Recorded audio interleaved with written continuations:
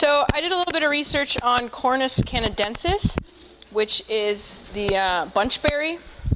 It's only about this tall, one main stalk, and then it has a whorl of 6 leaves on the flowering stalks, and it's in the family of dogwood. It's like those short little dogwood flower plants. And then it has some berries, and they're pretty bright orange. You can eat the berries. They're not real tasty. They're pretty mild. There's a seed inside of them, or what is it? I guess it's called a stone. It's pretty attached to the pulp, so you can't really separate it very easily. But you can eat it all. The plant itself, there's no known harmful or hazardous properties, so that's pretty cool. If you do eat the berries when they're unripe, you might get a stomach ache.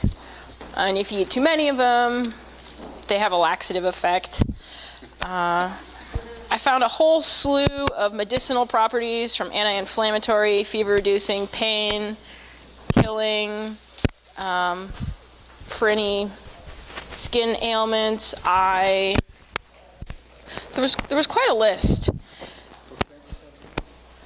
What'd you say? This is Cornus canidensis. Its common name is Bunchberry. It's a zone 2 to zone 6. I think of it a lot because it grows in Fairbanks. And I've always thought it was really pretty, but I never ate the berries, but I guess you can. Let's see. It's useful because it'll grow in partial shade. It kind of likes slightly acidic soil. It does like moisture and a lot of organic matter. Doesn't really like being disturbed. I found that it doesn't propagate very well by seed. It's pretty challenging, but you can separate them, and that does okay. It was listed as deer resistant, which either meant it deters deer or it can handle being eaten by deer. It's also forage for animals. Moose like it, spruce grouse, veery, Philadelphia, and warbling vireo. Let's see. It will not tolerate soil that gets any warmer than 65 degrees, though, so it likes it to be kind of cool and moist, a little bit of shade. You could put it in a wet meadow guild with willows and American persimmon, spice bush, daylily, groundnut. Oh, okay. It's insect pollinated. That's about what I found. Would you recommend putting it into a permaculture system in our yard or our farm? I think the other thing is it's a fine ground cover. So if you need a ground cover, maybe in an acidic place that's, cool and moist, would I suggest it? I'm a little concerned because they didn't make it sound like propagating it was very easy. So I guess unless you could find some in the wild and dig it up and bring it in, I think you're going to have a lot of trouble with the seeds. Seemed like it liked undisturbed soil, so you'd probably want it in a place that's not going to get a lot of traffic, or else I think it'll... Yeah, I'll be out there. Thank you. That's it.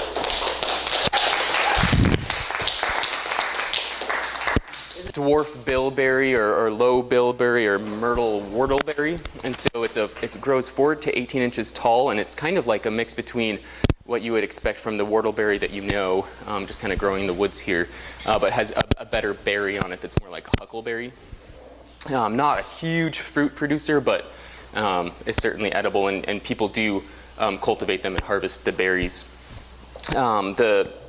It's a spreading deciduous shrub, and so once you do get it going, it will propagate and spread on its own, kind of as a ground cover, if you're looking for a ground cover in your system.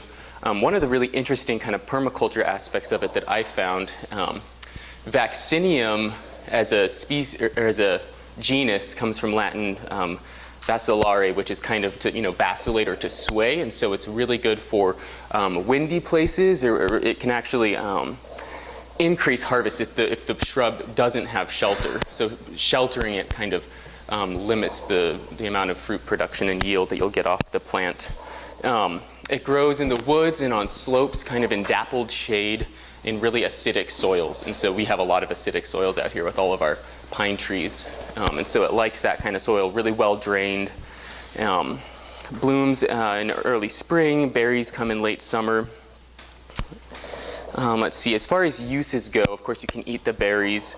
You can use the leaves to crush up dry, make a tea out of that is good for treating, I think, digestive disorder issues. Of course, you can make pies or put the berries in any kind of baking that you wish. One of the interesting things I saw too is that people use the leaves for green dye. You can crush them up with water, dye things green. You can also use the berries, of course, to dye things red. It's a really dark red color. Another interesting thing too, a distilled water solution with the leaves crushed up into it has been used as an eye wash. That's good for night vision and just kind of increasing the clarity. The native range is kind of from British Columbia down through the Rocky Mountains, also in Washington and Oregon. I don't see it in California or Nevada though, so it's kind of a mountainous, Intermountain West kind of thing. You can propagate it. If you were to collect the berries in the woods and then store them for a while, you would need to do a cold stratification for about 3 months before planting them. But I was reading that if you do get them fresh, that early spring or even over the winter, you can plant the seeds into soil in a greenhouse over the winter. They'll germinate, and then you can pick them out into other, smaller pots and plant them out after a chance of frost. And so one of my interests in looking at this berry was that I want to grow huckleberries. They're one of my favorite berries, and they're kind of difficult to cultivate, and so it seemed like kind of an alternative that gives you a similar berry. They don't like to be moved, though, once they're in the ground. They should spread on their own. They can tolerate a little bit of fire as well as light grazing. And so if you do have animals foraging in that system, they'll be resilient to that. Dwarf bilberry, it's Vaccinium myrtillus, like a myrtle, myrtillus.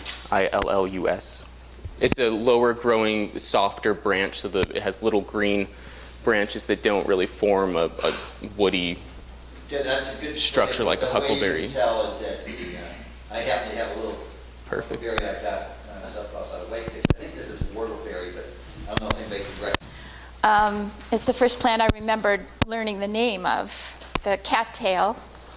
Cat o' nine tails, punks, corn dog grass. In Britain, it's known as reed mace or bulrush, although it's neither the bulrush and it's not a reed. There is a bulrush that's closely related, and it uses the same habitat as the cattail.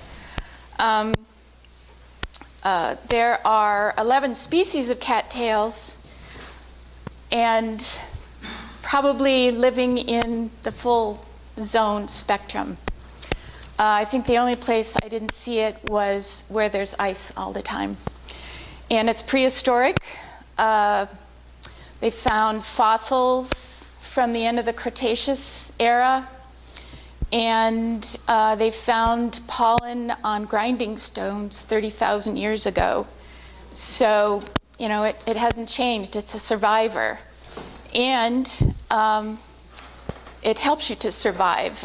Apparently, it's got 4 of the 5 main things you need to survive, and that's water. If you find it, you've got water, fuel, food, and shelter.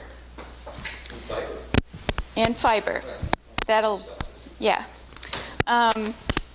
And it sort of interbreeds. There was an original native in the United States. So it's one of those native or not, invasive or not plants. Apparently the original one here is now available in Britain, but you can't find it here because it interbred with the European version. So they interbreed a lot, but they all look the same. You know what it looks like, right? Does anybody not know what it looks like? Are you saying that all the cats In all the sites that I looked at, that's what they said. It's angustifolia, the Typha angustifolia. It's like its own genus, typha. And let's see. Okay, so it's called the supermarket of the wild. And the uses are you can use the dried spikes for torches. The Native Americans used the fluff for tinder, insulation, mattresses, absorption, stuffing. You can use the pollen. The pollen is more nutritious than the commercial bee pollen. And it can be used as a flour additive, thickener. As food, you can eat the cob-like tips, the white bottom of the stalk, the spurs of the main shoots, the spaghetti-like rootlets. The rhizomes can be processed into flour. The flour, they almost used it at the end of World War II for flour. And it's like there's more starch than potatoes or rice. There's more valuable per acre. It's like 6,000 pounds per acre.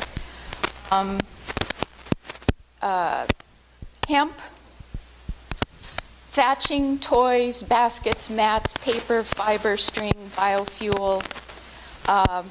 It helps to convert marsh to dry land. It has a filtering effect for runoff and stabilizing shore edges, preventing erosion. It has the arrowhead beetle grub in the base. It lives there, so it's food for about 160 birds, fish, muskrats, ducks, wading birds, geese. The medicinal qualities, boiled rootstocks. It's for intestinal maladies, a diuretic. The jelly in between the leaves or can be created into a paste for burns and sores. Let's see, and associated microorganisms improve the water and soil quality and render pollution harmless. Something about dealing with arsenic, so it helps with the water quality. Well, heavy metal. Yeah, and fixes atmospheric nitrogen, and gosh, what else can I say? They said you could write a book on it. And yeah. Yes, for their diapers and menstruation. The natives used it for that, and absorption, very absorbent. Janice? I was just going to say that one guy said he put it into his pillow, the fluff into the pillow, said it was the softest thing he ever slept on, but he woke up with hives. So, yeah. And his girlfriend never forgave him. But you want to wrap it with some kind of batting, but it's still wonderful fluff.